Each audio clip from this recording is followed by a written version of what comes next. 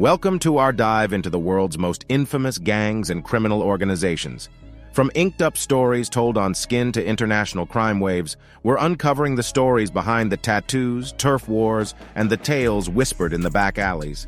So strap in, because today we're jet-setting from LA's vibrant streets to Japan's bustling cities, with a few stops in between. Let's dive right in. MS-13, or the Mara Salvatrucha. Back in the 1980s, El Salvador was grappling with civil war. It was a time of conflict, migration, and change. Many Salvadorans fled to the United States, particularly Los Angeles. And in this melting pot of cultures, amidst rival gangs and turf wars, Mississippi 13 made its debut. Now, if you're imagining gang members with signature tattoos, you're on the right track. But these aren't just for show. Each tattoo tells a story. Tales of loyalty, of personal experiences, of hierarchy. It's like wearing your life story, your affiliations, and your beliefs on your sleeve. Or face. Or, well, any part of your body, really. But tattoos aren't the only unique language here. Ever seen someone flash a hand sign and wondered, what did that mean?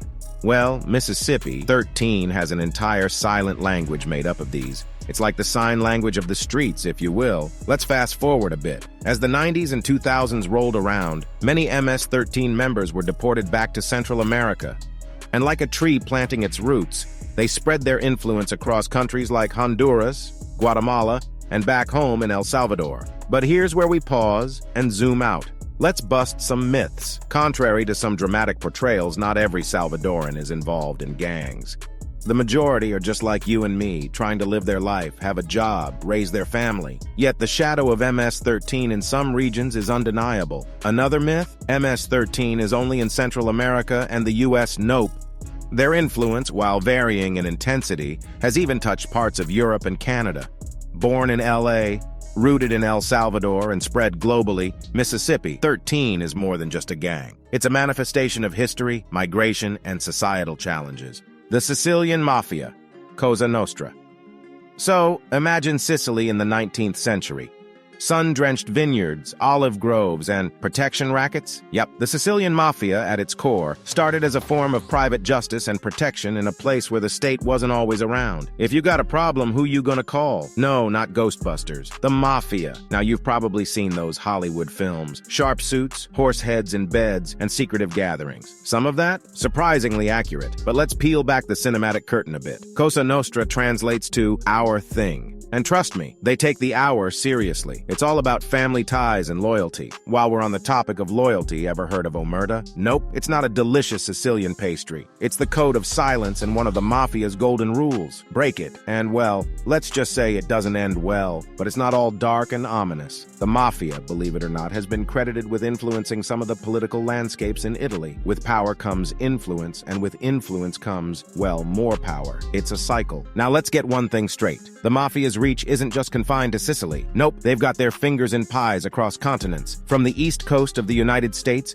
to the bustling streets of Melbourne, the Mafia's influence runs deep and wide. Time for a mythbuster. All Sicilians are in the Mafia, right? Wrong. Most Sicilians are hard-working, law-abiding folks, just enjoying the Mediterranean sun and maybe a cannoli or two. So, next time you meet someone from Sicily, maybe ask about their favorite pasta dish instead of Mafia myths. The Sicilian Mafia, born out of a need for protection, steeped in tradition, shrouded in secrecy, and now a global phenomenon. But remember, it's just one part of the rich tapestry that is Sicilian culture.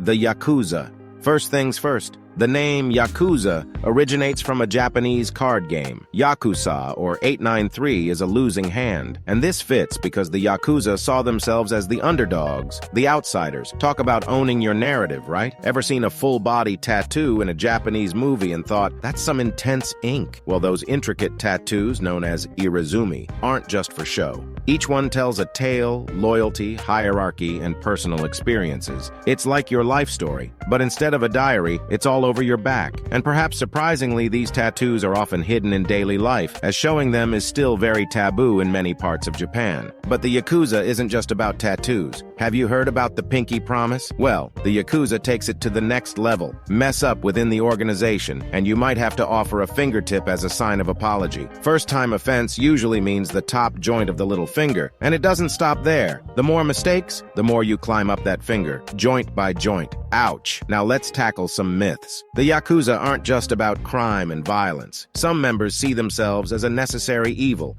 helping to maintain order in society. During natural disasters, they've been known to assist with relief efforts. It's like, hey, we might be gangsters, but we have a soft side too. And it's worth noting that the Yakuza's influence isn't what it used to be. In recent years, laws and regulations have tightened, shrinking their operations and numbers. That said, they still play a role in Japan's entertainment industry, real estate, and even politics. Time for a fact check. You might think, given their reputation, that all Yakuza drive around in flashy cars, right? Well, think again. Many prefer plain, inconspicuous vehicles. After all, when you're involved in shady dealings, it's probably best not to drive a neon, dragon-decaled sports car. To wrap it up, the Yakuza, not just gangsters, but a complex organization with deep cultural roots in Japan. They're a mix of tradition, crime, and surprisingly moments of community service. The Zetas cartel.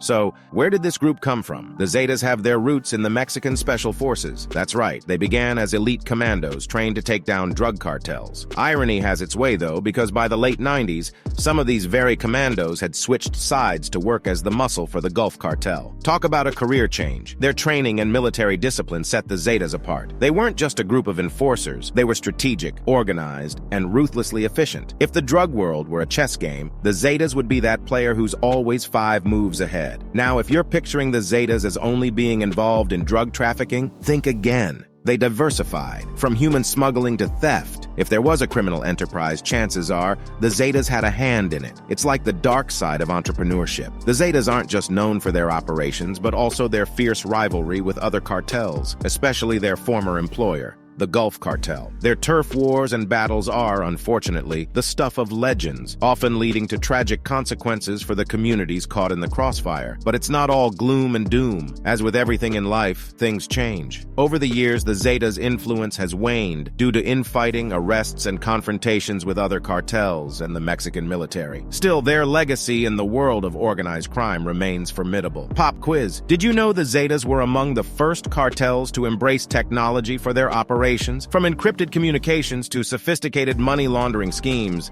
they've been at the forefront of cartel innovation. It's a twisted version of Silicon Valley in the world of organized crime. The Zetas cartel isn't just another criminal gang. They've reshaped the landscape of organized crime in Mexico and beyond. Their rise, operations, and eventual challenges offer a window into the complexities of the ongoing war on drugs. The 18th Street Gang, Barrio 18. Let's hop in our time machines and go back to the 1960s in Los Angeles. While the city was bursting with Hollywood glam and rock and roll, it was also the birthplace of the 18th Street Gang. Unlike many gangs that form based on ethnic or racial lines, the 18th Street Gang was more, let's say, inclusive. They took in members from various backgrounds, which helped them grow at an unprecedented rate. You know how some people wear their hearts on their sleeves? Well, many members of Barrio 18 wear their loyalties on their skin. I'm talking tattoos, of course. Whether it's the number 18 or other gang-related symbols, these tattoos are more than just ink. They're badges of honor and identity. But wait, how did a gang from sunny LA spread its wings so far and wide? Migration, my friends. As members moved or were deported, they planted seeds in new territories. From Central America to parts of Canada, the 18th Street Gang has left its mark. Now here's a plot twist. Remember MS-13?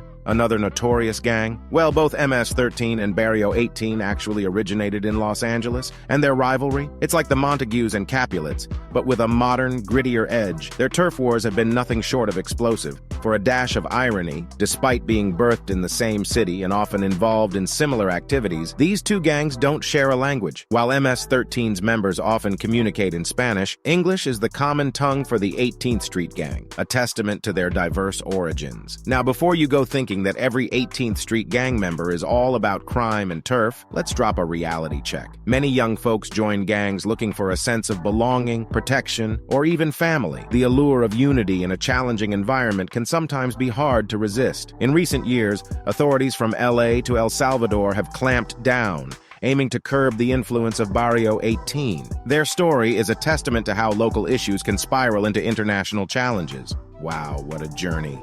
From LA to Tokyo, from the shadowy Sicilian corners to the heart of Central America, we've unraveled stories of crime, culture, and complex human choices. These gangs aren't just about violence or power. They're about history, survival, and in some cases, a desperate search for belonging. Thanks for joining us on this epic exploration. Remember to hit that like button, share, and of course, subscribe for more thrilling dives into the underworld and beyond. Until next time, stay curious and stay safe out there.